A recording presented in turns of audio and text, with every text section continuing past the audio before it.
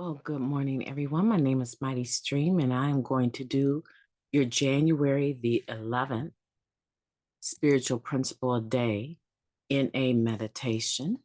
I hope you're having a wonderful morning. You can reach me at recoveryofhope21@gmail.com. Let's go ahead and get into that meditation.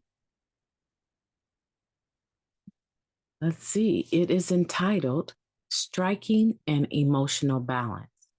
We need to strike a balance between being in denial of our feelings and letting them overwhelm us. We don't want to go to either extreme. In a step working guides, step 10, feeling versus doing. Feelings aren't facts, but it is a fact that we feel. A member shared, as many have. And in recovery, our actions matter more than our feelings. We hear some version of these bumper stickers in meetings pretty often. Doing the right thing, even when that action contradicts how we're feeling, is certainly a shared value among many members. But should we just leave feelings unexpressed, especially those that come with a lot of baggage, such as anger, fear, and shame? Nope.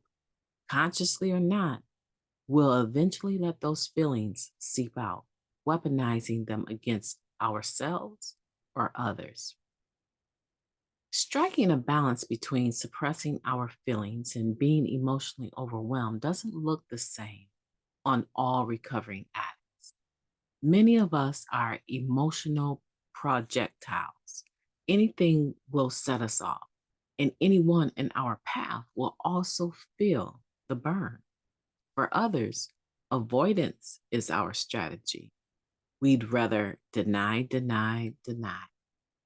And while it's true that we should take caution when letting our emotions drive our actions, we should not deny that feelings are real. They are also temporary, which is why other members may suggest we take a pause, breathe, scream into a pillow, and or talk about how we're feeling with another addict. Seeking emotional balance is a practice, not a state of being we arrive and stay at.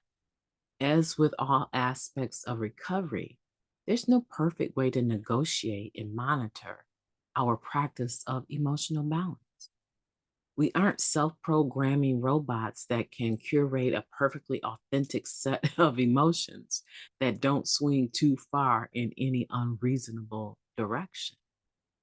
Lucky for us and those around us, we are clean and we can lean on the tools of NA to help us from, to help keep us rather, from imploding or exploding. I will practice, I will make practice of expressing my very real feelings in a productive way and not letting them force my actions. Well, my name is Mighty Stream, and I want to take a moment of silence. I almost blew that last paragraph, but we got through it. Let's take a moment of silence followed by the we version of the Serenity Prayer, please. Moment of silence now.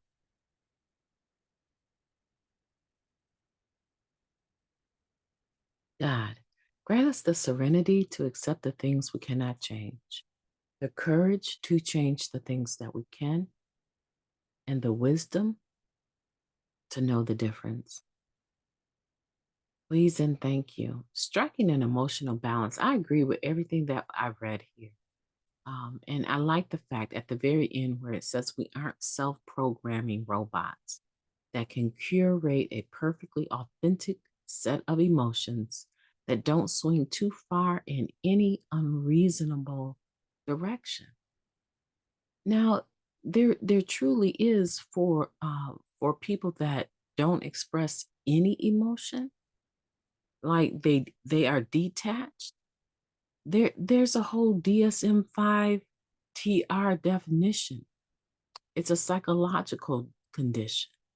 So if we're finding that we are um, feeling like zombies, our emotions aren't there. There's no feeling no matter what is going on.